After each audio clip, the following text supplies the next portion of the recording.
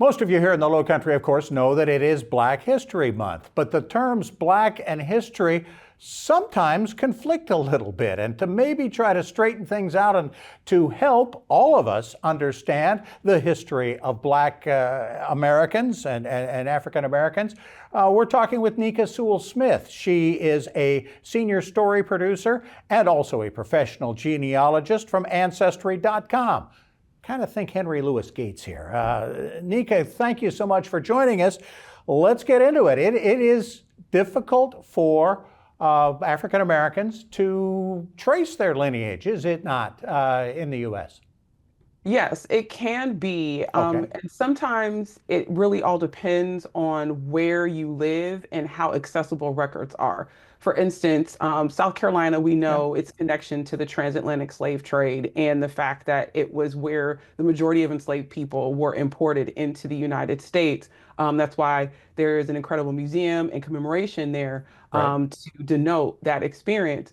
But at the same time, even with that just not so good part of history, South Carolina has a ton of incredible records that are available to help people start from themselves, moving back each generation, tracing with records that they find online at sites like Ancestry, where we've got more than 65 billion records.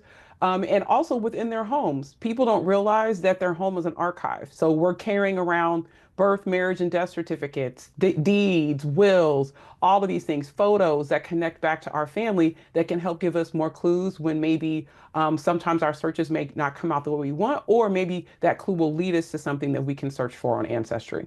So we're actually kind of ahead of the game in South Carolina with regard to addressing this.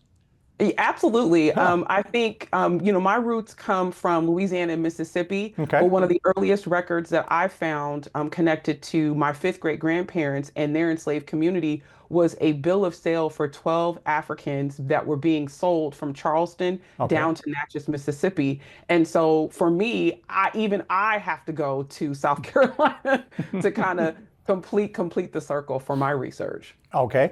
What is the best way for folks to start the process if they're going to do that during this great opportunity during Black History Month? It is such an enormous task, and yet there are ways to at least start the process and start it rolling. Well, your recommendations?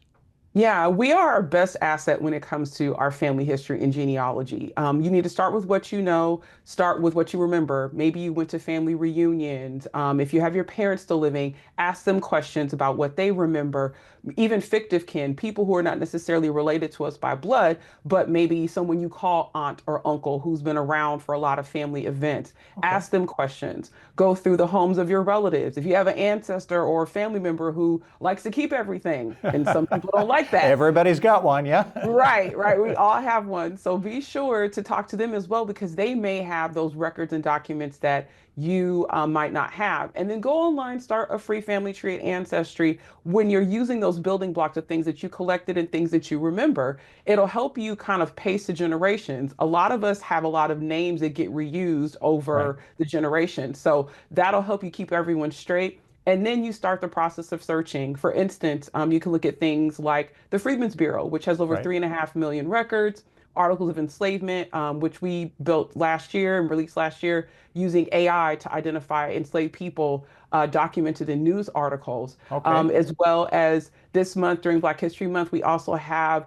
a lot of historic Black newspapers available on newspapers.com, which is a part of the Ancestry family that people can research to learn about the daily and weekly lives of their ancestors as well. Okay. I had not thought about using AI, but I guess we use it for everything else. It would certainly make sense here. Some great tips to get us started. Very interesting discussion. Nicka, thank you so much for spending the time with us. Nicka Sewell-Smith of Ancestry.com. We appreciate it. Thanks so much for having me. We'll be back with more right after this.